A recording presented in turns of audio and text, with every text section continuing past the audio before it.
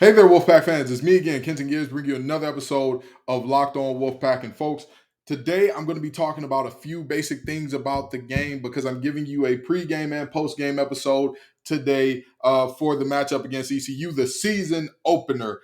And next week, I'm getting back to my format of breaking down position group by position group. But this week, there's been a lot going on. This has been a very exciting and very wild summer for me that I've had to kind of piece some things together, long story short, and that's all right.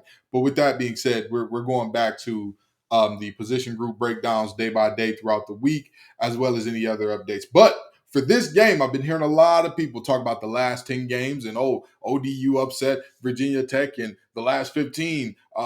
You actually see that ECU's leading the rivalry and all that good stuff. So we're going to talk about all of that, as well as my predictions for this game. Stick around as we talk about all that and more on today's episode of Locked On Wolfpack.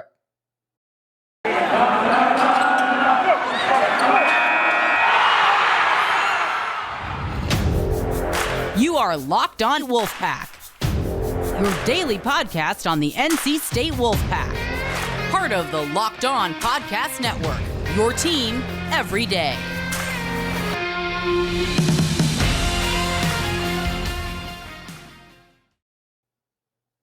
So, folks, there seems to be a lot of, the last 10 games, these teams are tied at 5 apiece, and Doran himself is 2-2 against ECU and all that. And so, we're going to talk about that. We're going to get into that, and we're going to fully discuss some of the context there, because I think that this game, I don't think that there's a ton of historical relevance based on what we've seen in the past to this game for a multitude of reasons. So if we start off here on the most recent games that have happened in this series between these two teams, you have two games that NC State has won by a combined total of 92-9. That was 2018 and 2019.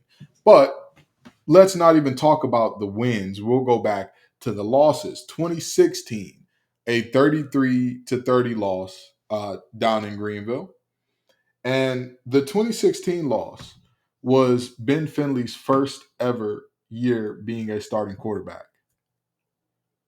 Okay, I want you to keep that in mind, but I want you to keep keep in mind a certain word or verbiage that you hear here, and tell me if this makes sense to you, because I'm just parsing out what I see here. 2013, the second time that or the first time that Doran had lost to ECU. I was there for that game. It was in Raleigh. That was Doran's first ever year being a head coach in the ACC, or for NC State, rather. Okay. 2010 is quite literally the only one of the last 5 losses or of the last 4 losses that NC State has taken, in which they were not replacing either a head coach or a quarterback at that time. So that was the only one where there wasn't either one of those things happening. And then 2006, it was Daniel Evans' first season as a starter. If you know who Daniel Evans is, shout out to you. You are a real Wolfpack diehard for real, for real. And then you go back to 1999, a year where most of the players on these teams were not born. Like, let's just be real here. Most of the players, a vast majority, I'd venture to guess upwards of 85 to 90% weren't even born. But I guess you could say two of the 5 wins that they had came when it wasn't a situation of a coach and or quarterback being replaced. So the reality is, this is not exactly that. This is not exactly, and again, this is not about saying, well, I want to provide every excuse I can for why NC State. No, ECU won those games. Yes, absolutely. But let's also account for the fact that which of these teams would you say on paper realistically has a chance of beating this year's team? 99, I would highly think not. 2006, stop it, get some help. 2010, maybe. The 2010 team on paper, yeah, they'd have a shot.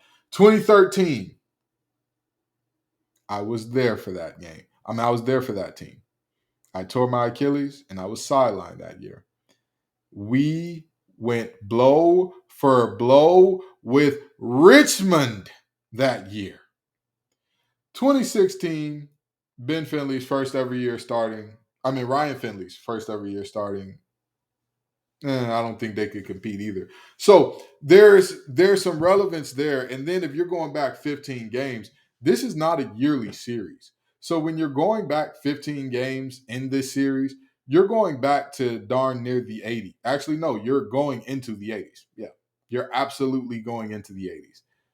What relevance does the time of really big hair and other substances that have ravaged communities in ways we cannot possibly think of that are now not so mainstream? What can we bring from that relevant of time or from that piece of time to say this is relevant to today? What can we bring from it? Stop it. Knock it off. And listen, I'm all for fans having confidence in their teams. I'm all for ECU fans puffing their chest up and saying, hey, we've competed, we've hung in there, we've battled all that good stuff. I've got nothing against that. Okay, because y'all have. Realistically, that's what the numbers are saying. And at the end of the day, we all know the same. Nobody cares about the labor pains. Just show me the baby, right? And so nobody cares about the context. But I felt the need to add the context because it was getting a little absurd. And also for the people saying, well, Virginia Tech upset ODU upset Virginia Tech, and that's good for ECU and their chance. Do y'all not understand? I just posited to you that a majority of the games of the last 5 that ECU has won, NC State had either trotting out a first-time starter at quarterback or a first-time head coach in the program, or first-time coaching the program that year when they lost. Virginia Tech had both new quarterback and new head coach. Again, there is something to be said about continuity at those two spots. There is something to be said about how drastically different. If there is a world where Devin Leary plays the way that Wells did from Virginia Tech, I hope we're not living in that simulation. I hope we're not, because that is, what an awful time. What an awful, awful time that would be. But the reality is, again, if you're saying, well, the last 15 matchups, you're living off of things that happened in the 80s, where, again, I wasn't even born yet. Wasn't even close to being born. Heck, my big brothers and sisters weren't even close to being born yet. You understand? So the reality is, if we're looking at why this game will be different, or if you're nervous and concerned based on those things, stop it. You shouldn't be. You objectively shouldn't be. You shouldn't be thinking about something that happened that long ago as having major relevance to today. That's asinine. That's craziness. You deserve some peace. You deserve better than that. You deserve to not be thinking about that type of stuff. And if you are a watcher of Locked On ACC, or if you're not watching Locked On ACC, you definitely need to go watch it. But I said that this game was part of a 3-part parlay that if 3 upsets or 3 wins went a certain way, that I would wear a pink wig on every show I do next week. So trust and believe, I have a lot of confidence in NC State winning this game. This is not something that I have too much doubt about. I'm betting on NC State, and I'm going to tell you exactly how I think this thing is going to happen and why in just a second. And speaking of betting, if you're a bettor, go to betonline.net. It is your number one source for all your pro and college football betting needs and sports info this season. Find all the latest football league developments, game matchups, news, and podcasts, including this year's opening week games. BetOnline is your online continued source for all your sports wagering information, including live betting, esports, and scores. The fastest and easiest way to check all of your favorite sports and events. Head to the website today to learn more about the trends and action. BetOnline, where the game starts. So, folks, the next thing that I want to do is talk about why I think or how I think this game will go. Y'all already know I have NC State winning this game. I've already talked about that. I've spoken about that plenty of times. I've made no bones about that. NC State is going to win this football game, as far as I see it. But how are they going to win the game is the question. And I think the answer is very clear. There are some talent deficiencies on that ECU roster. It doesn't mean that they're a terrible team by any means. I think they're a good team. I just think that NC State is one of the best teams in the nation. They're going to show that. I believe so. And so, with that being said, I think that ECU's offense, they hang around and they hold tight. I think they do enough to keep the game tight early, but they start to wane later in the second half because the big guys just get to leaning on them and they can't seem to do anything offensively later on in the game as the schemes kind of get figured out, as the things that you see, the things that they want to do to you and all that. I think at that point in time, it'll be a bad time for ECU. So I've got this game being, again, Ehlers is a good quarterback, right? This is not a guy that I'm like, hey, he's a joke. This isn't a team that you should be taking serious at all. That is not the case. Not the case at all. But with that being said, like I've already talked about, this team, again, I just don't think that they have the guys in the trenches to make this a competitive game all the way through. I just don't. Okay.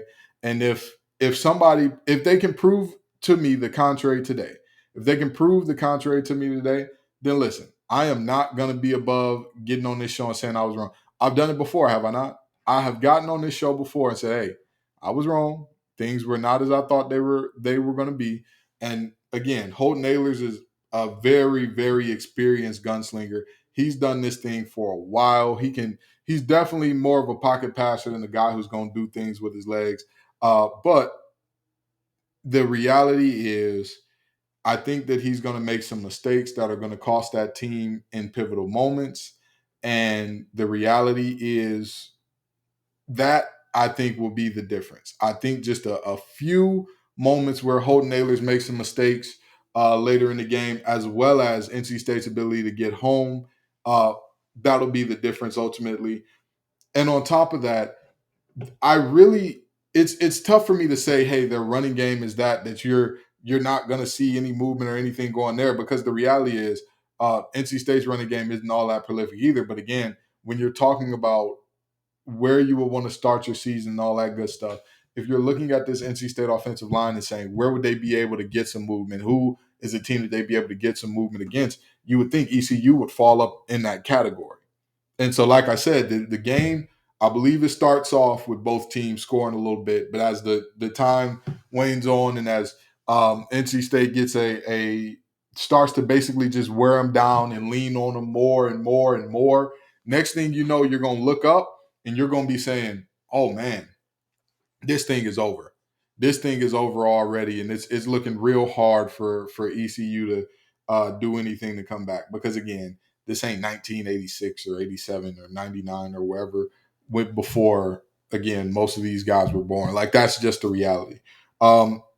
With that being said, the only way that NC State loses this game is if they come out, take this team lightly. And one of the big things that we saw last year in the game that we shouldn't have lost, but the Mississippi State game, special teams. They have an electric, dynamic returner over there. You cannot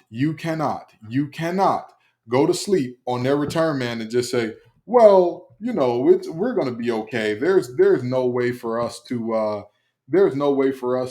lose this game. Stop it. Keith Mitchell is an absolute playmaker and game breaker.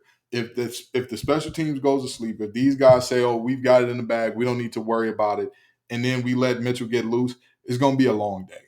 It's going to be a long day. It's going to extend the game. It's going to keep it closer than it should be for much longer than it should be. So I think that the keys for this game in terms of what they need to do, and by the way, I know I didn't give y'all Ken's keys, but here they are. Y'all not getting the 4-3-3. I apologize. But if I'm going Ken's keys for the game, number one is establish the run, of course. That has to happen. If this NC State team rushes for 150 yards plus, this game is put it to bed. Put it to bed. Like, that's the reality. If they can rush for that many yards, that means, again, the backs are not only finding and hitting holes and breaking tackles, but that also means that the offensive line is just making massive holes, making gaps that I could run through them, okay? And I've never been a ball carrier. So, that's a very important aspect there. The second part is force Ahlers into some mistakes. So generate at least one turnover. That has to happen. That has to happen here. If you let teams hang around, that's when they get confidence. That's when they start to really feel like they can play with you, as opposed to getting them down early, putting your foot on their neck.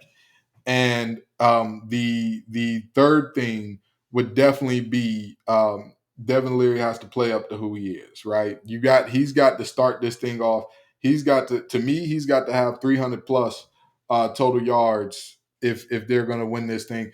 The offensive goals, one of those two has to happen. They're not going to rush for 100 yards and Devin Leary only has 200 yards and they win this game, barring injury or something like that, which, knock on wood, we're hoping nothing along those lines happens. But those are my three keys to the game. And I guess you could add in the fourth of stopping Mitchell on the return. So no explosive plays allowed in the return game. And I guess those would be the four keys that I have for this game. That's it. And again, I'm coming to y'all with a show immediately after the game to tell you what happened, how it happened, and all that good stuff. But long story short, I've got NC State winning this game 42-24. Let's see how this thing turns out. And, that's what I'm seeing. Again, I think that this ECU team is not a bad team, but I think NC State is just a lot better, all right? So we'll be back to wrap this thing up in just a second. Alrighty, so we're about to land this thing, but long story short, I hope that I made it clear today why you shouldn't be taking in or accounting for games from 1999 and further back and all that good stuff. And even if you are talking about the games that we have seen in recent history, again, is there a new coach being tried out by NC State? Is there a new quarterback being tried out by NC State? Then I think that they're going to be just fine. I think this team is just going to be just fine. I think that they're going to do what needs to be done. And that this game, while ECU will make it competitive and tough for a good chunk of it, it won't be competitive all the way through. It won't be a nail biter. And I don't think that ECU wins this game. So we'll see. We'll definitely be seeing how this thing plays out. Stick around as I'm coming to y'all in just a few with a post-game episode. Peace and love, y'all. And as always, go Pack.